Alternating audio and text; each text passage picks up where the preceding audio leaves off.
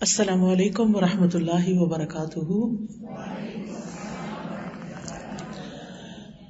نحمده ونصلی علی رسولہ الکریم، اما بعد فاعوذ باللہ من الشیطان الرجیم، بسم اللہ الرحمن الرحیم، رب اشرح لی صدری ویسر لی امری واحلل عقدۃ من لسانی یفقہوا قولی۔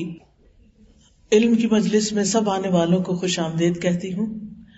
اللہ سبحانہ و تعالیٰ سے دعا کرتی ہوں کہ اللہ تعالیٰ ہمارے اس وقت میں برکت ڈالے اور ہم بہترین چیزیں سیکھ سکیں اور ہماری زندگیوں میں خوبصورت تبدیلی آئے۔ آج ہم انشاءاللہ پیارے رسول صلی اللہ علیہ وسلم کے پیارے اخلاق کے بارے میں کچھ باتیں پڑھیں گے، کیونکہ ہم سب کو ریمائنڈرز کی ضرورت رہتی ہے۔ ہم سب گرو کرتے ہیں، فزیکلی بھی اور اسپرچولی بھی۔ ہمیں اخلاقی طور پر بھی ہمیشہ گرو کرتے رہنا چاہیے، کیونکہ اچھے اخلاق کی بہت زیادہ اہمیت ہے، بہت زیادہ فضیلت ہے ہمارے دین میں۔ رسول اللہ صلی اللہ علیہ وسلم نے فرمایا کہ تمام مومنوں میں سے سب سے زیادہ کامل یعنی مکمل ایمان والے وہ لوگ ہیں جن کے اخلاق اچھے ہوں۔ جیسے ہم لا الہ الا اللہ پڑھ کر اسلام میں داخل تو ہو جاتے ہیں، لیکن داخل ہونے کے بعد پھر ہر ایک کا الگ مرتبہ ہے، یعنی کوئی بہت اوپر کے درجے پر ہوتے ہیں، کچھ درمیانے درجے پر ہوتے ہیں، کچھ بالکل بگنرز ہوتے ہیں، اور ہم سب کے پاس ایک کھلی چوائس ہے، آپشن ہے کہ ہم جس درجے پہ جانا چاہیں چلے جائیں۔ اس کے لیے تمنا کریں، خواہش کریں، ارادہ کریں، نیت کریں، کوشش کریں، لیکن اس کے لیے ان کوششوں میں بڑی اہم کوشش علم کا حاصل کرنا بھی ہے، کہ ہمیں معلوم ہو کہ درجات بلند کیسے ہوتے ہیں، ایمان کامل کیسے ہوتا ہے۔ یعنی ہر شخص کا ایمان تو ہے، لیکن ایمان بڑھتا بھی ہے اور ایمان گھٹتا بھی ہے۔ نیک اعمال سے ایمان بڑھتا ہے، اور انسان اگر کوئی غلط کام کرتا ہے تو ایمان گھٹتا بھی ہے۔ تو ہم سب کو مسلسل اپنے ایمان کی فکر کرنی چاہیے اور اس کو بڑھانے کی کوشش جاری رکھنی چاہیے۔ اس لیے ہمیں مسلسل اپنے اخلاق پر توجہ دینی چاہیے تاکہ ہمارا ایمان بڑھتا رہے اور ہمارا ایمان مکمل ہو جائے۔ رسول اللہ صلی اللہ علیہ وسلم نے فرمایا، ابن آدم نے کوئی ایسا عمل نہیں کیا جو نماز، آپس میں صلح کرانے اور اچھے اخلاق سے بہتر ہو۔ یعنی اچھا اخلاق جو ہے وہ بہترین اعمال میں سے ہے، جس کو یہاں نماز کے برابر ایک طرح سے درجہ قرار دیا گیا۔ نماز چونکہ اللہ سبحانہ و تعالیٰ کا حق ہے، وہ اپنی جگہ بڑی اہم چیز ہے، لیکن بندوں کے حقوق میں سے اہم ترین حق یہ ہے کہ ہم ان کے ساتھ جب معاملہ کریں، جب ہم ان کے ساتھ پیش آئیں تو اچھے طریقے سے پیش آئیں۔ رسول اللہ صلی اللہ علیہ وسلم نے اس بات کو مزید اس طرح بھی واضح فرمایا کہ بے شک مومن اچھے اخلاق کے ذریعے روزہ دار اور قیام اللیل کرنے والے کا درجہ حاصل کر لیتا ہے۔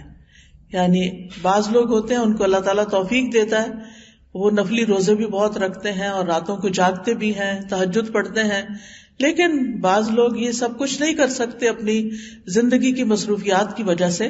لیکن وہ ان کے درجے تک کیسے پہنچے؟ اچھے اخلاق کے ذریعے۔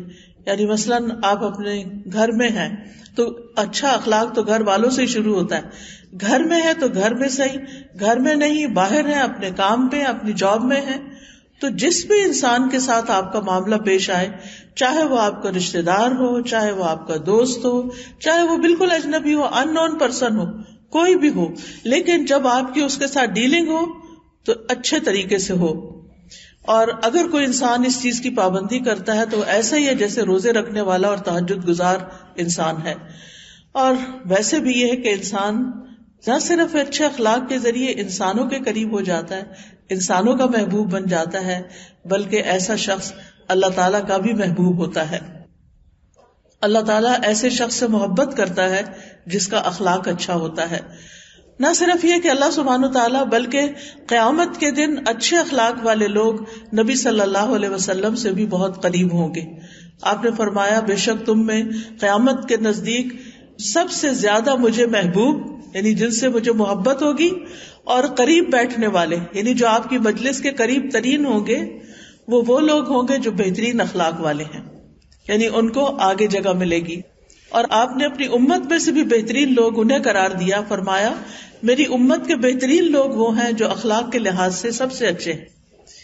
میزان میں سب سے بھاری نیکی بھی اچھا اخلاق ہے. یعنی قیامت کے دن ہم سب کے اعمال نامے تولے جائیں گے. ہماری ایک اسمائل جو ہم دیتے ہیں وہ بھی ہمارے اعمال میں لکھی جاتی ہے، اور ایک دفعہ گھور کے کسی کو دیکھتے ہیں تو وہ بھی لکھا جاتا ہے. کسی کے ساتھ نرمی کے ساتھ معاملہ کرتے ہیں تو وہ بھی ہمارے اعمال نامے میں ریکارڈ ہو جاتا ہے، اور اگر کسی کے ساتھ سختی کے ساتھ معاملہ کرتے ہیں تو وہ بھی ریکارڈ میں آ جاتا ہے. ہر چیز کا ریکارڈ تیار ہو رہا ہے، اور قیامت کے دن اس کو ہمیں دکھایا جائے گا اور تولا بھی جائے گا. اور سب سے بھاری اعمال نامہ اس کا ہوگا جس کے اعمال نامے میں اچھے اخلاق ہوں گے. اور ہم دیکھتے ہیں کہ اچھے اخلاق میں سب سے زیادہ جو ہمارے لیے رول ماڈل ہیں، اسوہ حسنہ ہیں، اور جن کے اچھے اخلاق کی تعریف اللہ سبحانہ وتعالیٰ نے کی ہے، وہ خود محمد الرسول اللہ صلی اللہ علیہ وسلم ہے. اس لیے اگر ہمیں اچھا اخلاق اپنانا ہے تو ہمیں دیکھنا ہوگا کہ رسول اللہ صلی اللہ علیہ وسلم کا اخلاق کیا تھا، آپ کا طریقہ کیا تھا، آپ لوگوں کے ساتھ کیسے ڈیل کرتے تھے، کس طرح پیش آتے تھے، آپ کا لین دین کیسے تھا، آپ اپنے گھر میں کیسے تھے، آپ اپنے دوستوں کے ساتھ کیسے تھے، آپ صحابہ کے ساتھ کیسے تھے، آپ اپنے ہمسایوں کے ساتھ کیسے تھے، ایون آپ قیدیوں کے ساتھ اور اپنے دشمنوں کے ساتھ کیسے تھے، ان کے ساتھ آپ کا رویہ اور معاملہ کیسا تھا. قرآن مجید میں اللہ تعالیٰ فرماتے ہیں وَإِنَّكَ لَعَلَىٰ خُلُقٍ عَظِيمٍ، بے شک آپ اخلاق کی بلندیوں پر فائز ہیں. یعنی اگر یوں کہا جائے کہ آدم علیہ السلام سے لے کر آخری انسان تک دنیا میں جتنے بھی انسان آئے ہیں ان میں سے سب سے اچھا اخلاق کس کا تھا، تو وہ رسول اللہ صلی اللہ علیہ وسلم کا تھا، کیونکہ آپ کو یہ سند اللہ تعالی کی طرف سے ملی ہے. اور اگر ہم اچھے اخلاق والے بننا چاہتے ہیں تو ہمیں اپنا اخلاق ان کی طرح کرنا ہوگا، وہ ہمارا معیار ہے.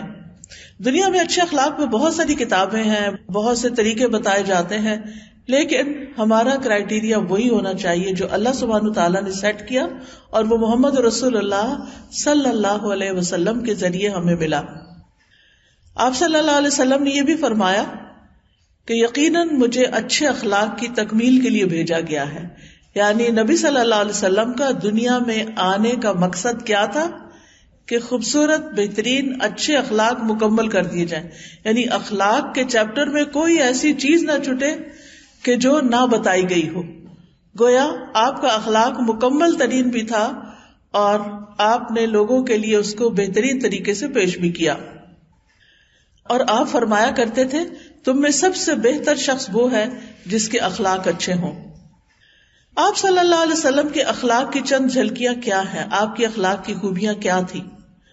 عبداللہ بن عمرو بن العاص کہتے ہیں کہ یہ آیت جو قرآن میں ہے، یا ایھا النبی انا ارسلناک شاہدا ومبشرا ونذیرا، اے نبی بے شک ہم نے آپ کو گواہی دینے والا، خوشخبری دینے والا اور خبردار کرنے والا بنا کر بھیجا ہے.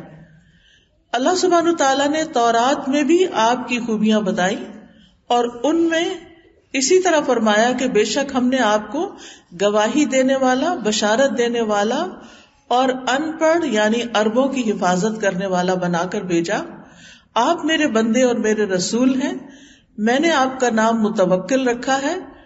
آپ نہ تو بدخو ہیں نہ سخت دل ہیں، یعنی آپ دل کے بدخو کا مطلب ہے کہ آپ دل میں بھی کسی کا برا نہیں چاہتے، دل کے بھی اچھے ہیں اور سخت دل نہیں ہیں، اور زبان کے بھی اچھے ہیں. آپ بازاروں میں شور کرنے والے نہیں، نہ برائی کا بدلہ برائی سے دیتے ہیں بلکہ معاف کرنے اور درگزر سے کام لیتے ہیں.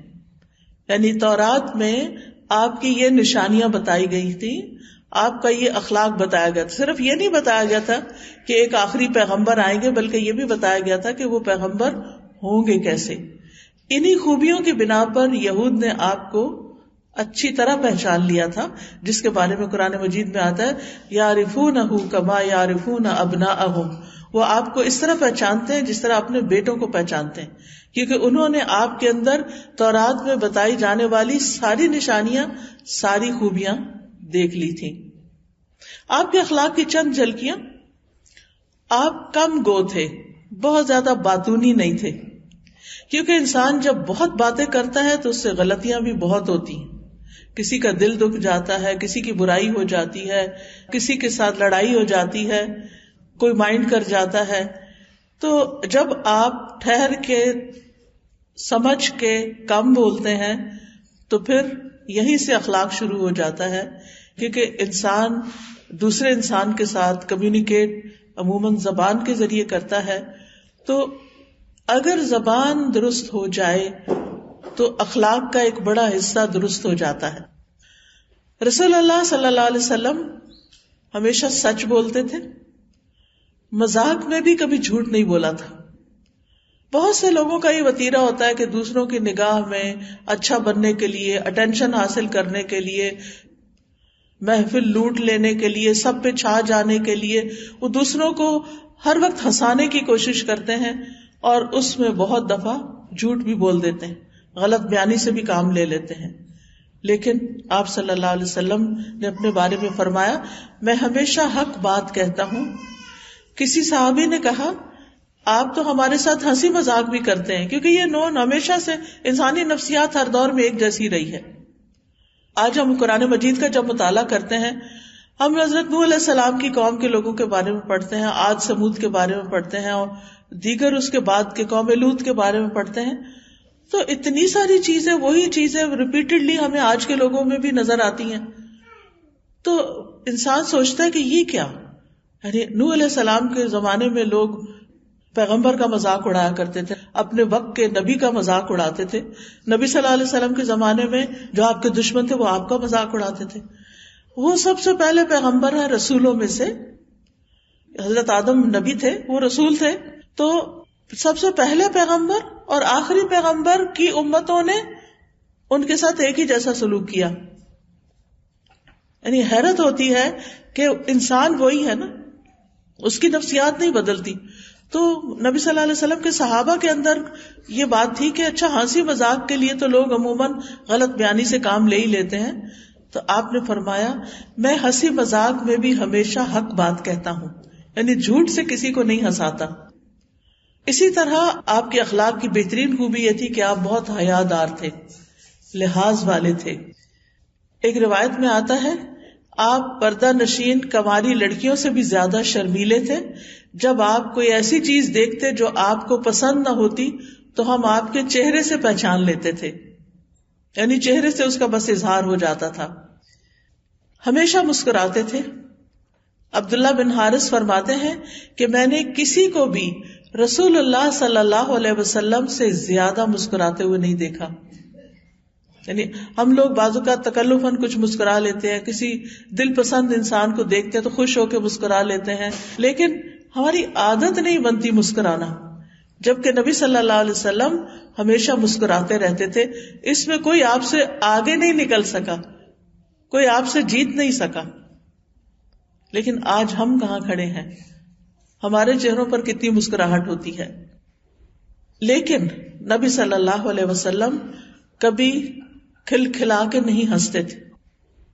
آپ ہنستے تھے لیکن اس میں آواز نہیں ہوتی تھی، آپ کہہ لگا کے نہیں ہنستے تھے، اور کبھی ہنسنے میں آپ کے حلق کا یہ جو کوا ہوتا ہے، یعنی کہ آگے تک منہ کھل جائے تو وہ گلا نظر آنے لگتا ہے، کبھی کسی کو یہ نظر نہیں آیا تھا۔ حضرت عائشہ فرماتی ہیں کہ آپ تبسم فرمایا کرتے تھے، زیادہ مسکراتے تھے، اونچی آواز سے نہیں ہنستے تھے، کیونکہ یہ وقار کے خلاف ہے نا، اور خاص طور پر ایک نبی کے وقار کے خلاف۔ تو پھر یہی عادات صحابہ کرام میں بھی آئیں۔ اسی طرح آپ کے اندر بے پناہ تواضع تھی، آپ بہت ہمبل تھے، زمین پر بیٹھ جایا کرتے تھے، زمین پر بیٹھ کر کھاتے تھے، بکری کا دودھ خود دو لیتے تھے، جو کی روٹی کی دعوت دینے والے غلام کی بھی دعوت قبول کر لیتے تھے۔ یعنی کوئی بھی آپ کے لیے بڑا چھوٹا نہیں تھا، انسانوں سے انسان کی حیثیت سے محبت کرتے تھے، اور کوئی معمولی انسان بھی آ جاتا تو وہ بھی آپ کے نزدیک اتنا ہی امپورٹنٹ ہوتا جتنا کوئی اہم ترین انسان ہوتا. اور اس کے بارے میں خاص طور پر آپ کو تلقین کی گئی سورۃ عبسہ وتولیٰ میں آتا ہے کہ جب آپ صلی اللہ علیہ وسلم ایک موقع پر قریش کے کچھ سرداروں کو اسلام کی دعوت دے رہے تھے اور آپ کو یہ امید بن چلی تھی کہ شاید یہ مسلمان ہو جائے، تو اتنے میں ابن ام مکتوم جو نابینا صحابی تھے انہوں نے آ کے بیچ میں کچھ انٹرپٹ کر دیا کہ مجھے کچھ دین کے بارے میں سکھائیے. وہ کچھ سیکھنے کے لیے آئے تھے، انہیں نہیں پتا تھا کہ آپ کس سے بات کر رہے ہیں اور آپ کتنی اہم بات کر رہے ہیں. تو تھوڑا سا آپ کو ناگوار گزرا اور آپ کے چہرے پر تھوڑے سے تیوری پہ بل آ گئے. عبداللہ بن ابن ام مکتوم جو تھے وہ تو نہیں دیکھ سکتے تھے، لیکن اللہ سبحانہ تعالیٰ تو دیکھ رہے تھے. تو اللہ سبحانہ تعالیٰ نے فوراً قرآن مجید میں وحی نازل کر دی، عبس وتولیٰ ان جاءہ الاعمی، کہ آپ نے تھوڑی تیوری چڑھا لی اور منہ موڑ لیا، اس لیے کہ آپ کے پاس ایک اندھا شخص آ گیا، نابینا آ گیا. تو آپ کو اچھا نہیں لگا کہ یہ کیوں بیچ میں انٹرپٹ کر رہا ہے. وما یدریک لعلہ یزکا، آپ کو کیا پتا کہ یہ شخص جو نابینا ہے، جو دیکھنے میں ان سرداروں کی نسبت لوگوں کی نگاہ میں کم ہے، لیکن ہو سکتا ہے کہ وہ اپنا تزکیہ کر لے، وہ ایمان اور دین کے لحاظ سے آگے بڑھ جائیں. وَأَمَّا مَنْ جَاءَكَ يَسْعَىٰ وَهُوَ يَخْشَىٰ فَأَنْتَ عَنْهُ تَلَهَّىٰ، جو آپ کے پاس دوڑتا ہوا آیا ہے اور وہ اللہ سے ڈرتا ہے، یعنی ابن ام مکتوم جو نابینا ہے، آپ اس سے بے رخی کر رہے ہیں. اللہ کی نگاہ میں اس نابینا کی قدر و قیمت کہیں زیادہ ہے. اللہ سبحانہ وتعالی قیامت کے دن لوگوں کو ان کے دنیاوی سٹیٹس کے مطابق نہیں ٹریٹ کریں گے، ان کے ایمان کے مطابق ان سے ڈیل کریں گے. جس کا ایمان زیادہ ہے، جس کا اخلاق اچھا ہے، وہ کہیں آگے ہوگا بنسبت اس شخص کے جس کے پاس بہت مال ہے یا دنیا میں اس کا بہت شہرہ ہے لیکن اخلاق اچھا نہیں ہے. اور اس میں ہم دیکھتے ہیں کہ نبی صلی اللہ علیہ وسلم کو ایک دفعہ جنت میں لے جایا گیا تو آپ نے اپنے آگے آگے ایک قدموں کی آواز سنی کہ کوئی چل رہا ہے، کسی کے چلنے کی آواز سنی. آپ نے پوچھا کہ یہ کون ہے؟ بتایا گیا کہ یہ بلال ہیں، بلال رضی اللہ عنہ ہیں. تو آپ نے واپس آ کر حضرت بلال سے پوچھا کہ وہ تمہارا کون سا عمل ہے کہ جس کی وجہ سے میں نے تمہارے قدموں کی چال اپنے سے آگے سنی. تو انہوں نے کہا کہ میں نے کبھی کسی کو بتایا تو نہیں، لیکن آپ نے پوچھا تو میں بتا رہا ہوں کہ میں جب بھی میرا وضو نہیں رہتا تو میں وضو کر لیتا ہوں اور 2 رکعت پڑھ لیتا ہوں. ایسا شخص جو پاکیزہ ہے، جو باوضو رہتا ہے، لیکن حبشی غلام ہے، نہ اس کا گھر ہے، نہ اس کی بیوی ہے، نہ اس کے بچے ہیں، نہ اس کا مکہ میں کوئی سٹیٹس ہے، نہ کوئی بزنس ہے، لیکن جنت میں وہ آگے جا رہا ہے. اللہ سبحانہ و تعالیٰ کسی کی شکل نہیں دیکھتے، کسی کا رنگ نہیں دیکھتے، کسی کا مال نہیں دیکھتے، وہ اس کا دل دیکھتے ہیں، دل میں کیا ہے، اور اس کے اعمال دیکھتے ہیں، اخلاق کیسا ہے. کیونکہ اعمال میں سب سے بہترین چیز انسان کی عبادات کے بعد اس کا اخلاق ہی ہے. پھر اسی طرح آپ صلی اللہ علیہ وسلم انتہائی سخی تھے، کھلے دل کے مالک تھے اور سب انسانوں میں سے زیادہ سخاوت والے تھے. آپ سے کبھی کسی بھی چیز کا سوال کیا جاتا تو آپ اس کو دے دیتے تھے. ایک دفعہ ایک صحابیہ نے آپ کے لیے ایک چادر بنا کے بھیجی جس کی آپ کو ضرورت بھی تھی. تو اتنے میں ایک صحابی مجلس میں آئے تو انہوں نے کہا کہ آپ کی یہ چادر بڑی خوبصورت ہے. تو آپ نے وہ چادر اتار کو اس کو دے دی. تو صحابہ کہنے لگے یا رسول اللہ صلی اللہ علیہ وسلم، آپ کو خود اس سے زیادہ ضرورت تھی، آپ نے اس کو کیوں دے دیا؟ اور اس کو بھی ناراض ہونے لگے کہ تم نے کیوں لے لی. تو اس شخص نے کہا کہ میرا دل چاہتا تھا کہ جو چادر آپ نے پہنی ہے میں اس کا اپنا کفن بنا لوں. یعنی اس کی اپنی ایک محبت تھی، اس کو شاید یہ نہیں پتا تھا کہ آپ کو خود ضرورت ہے، لیکن آپ نے اپنی ضرورت کو پیچھے چھوڑ دیا، دوسرے کا دل رکھا اور اس کی پسند کے مطابق اس کو وہ چادر دے دی. یعنی اس سے آپ اندازہ لگا سکتے ہیں کہ آپ کتنی سخاوت کرتے تھے. ایک سخاوت وہ ہوتی ہے کہ آپ کے پاس کچھ ایکسٹرا بچ گیا ہے تو آپ دوسروں کو دے دیں، اور ایک سخاوت یہ ہوتی ہے کہ آپ کو بھی خود بھی ضرورت ہے اور پھر آپ دوسرے کی ضرورت کو زیادہ, یا ضرورت نہیں بھی تو دوسرے کے دل کو خوش کرنے کے لیے آپ اس کو دیتے ہیں. اور پھر یہ کہ اگر آپ کے پاس کچھ نہیں ہوتا تھا اور کوئی سوال کرتا تھا تو آپ ناراض نہیں ہوتے تھے کہ میرے پاس نہیں ہے, یا کوئی غلط طریقے سے جواب نہیں دیتے تھے, بلکہ خاموش ہو جاتے تھے اور دوسرا شخص سمجھ جاتا تھا کہ آپ کے پاس اس وقت دینے کے لیے ہے نہیں, اس لیے آپ خاموش ہیں, اور وہ خاموشی سے سمجھ جاتے تھے. اللہ سبحانہ تعالیٰ سے دعا ہے کہ اللہ تعالیٰ ہمیں اچھے اخلاق عطا فرمائے.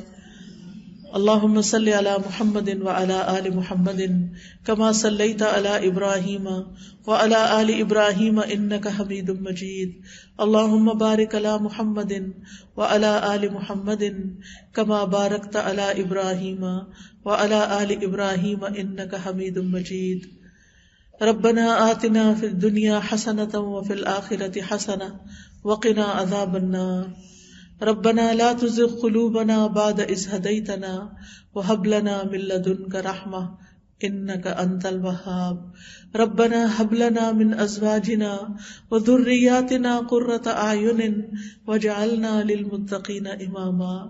اللهم اهدنا لأحسن الأخلاق لا يهدي لأحسنها إلا أنت واصرف عنا سیئها لا يصرف عنا سیئها الا انت. اے اللہ ہمیں اچھے اخلاق کی ہدایت عطا فرما, تیرے سوا کوئی اچھے اخلاق کی ہدایت نہیں دے سکتا, اور برے اخلاق سے ہمیں دور کر دے, تیرے سوا کوئی ہم سے برے اخلاق کو دور نہیں کر سکتا. اللہم احسنت خلقنا فاحسن خلقنا. اے اللہ تو نے ہماری صورت اچھی بنائی, ہماری سیرت بھی بہت اچھی کر دے.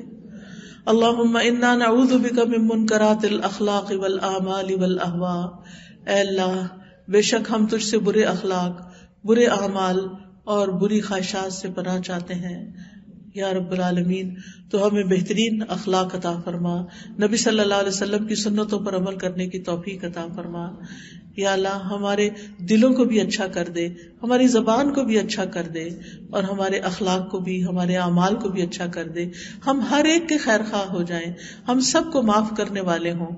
یا رب العالمین ہم اپنے گھروں کے ماحول کو اچھا بنانے والے ہوں.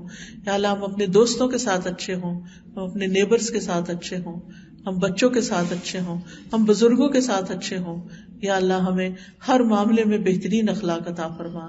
ربنا تقبل منا انک انت السمیع العلیم وتب علینا انک انت التواب الرحیم. یا اللہ جتنی بہنیں آئی ہیں ان کے دلوں میں جو دعائیں ہیں, نیک تمنائیں ہیں, ان کو پورا فرما.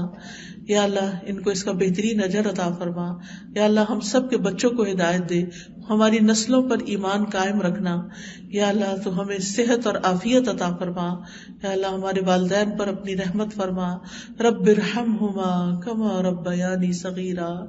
یا اللہ تو ان کی بخشش فرما. اللہم اغفر لہم وارحمہم وعافہم واعف عنہم واکرم نزلہم. یا اللہ جو فوت ہو چکے ہیں ان کی بخشش فرما. یا رب العالمین انہیں جنت الفردوس عطا فرما. یا اللہ تو ہمارا بھی ایمان پر خاتمہ کرنا, اور ہمیں علم کا شوق اور علم کی محبت اور مرتے دم تک سیکھتے سکھاتے رہنے کی توفیق عطا فرما. ہمارے لیے زندگی کو آسان کر دے, ہماری ساری مشکلات دور فرما دے. تو ہم سب کی حفاظت فرما, ہم سب کو عافیت عطا فرما. ربنا تقبل منا انک انت السمیع العلیم وتب علینا انک انت التواب الرحیم.